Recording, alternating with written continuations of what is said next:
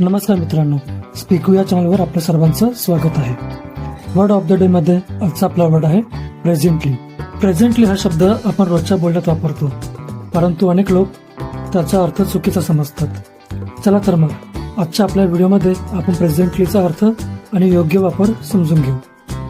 प्रेझेंटलीचा अर्थ आहे लवकरच किंवा थोड्याच वेळात.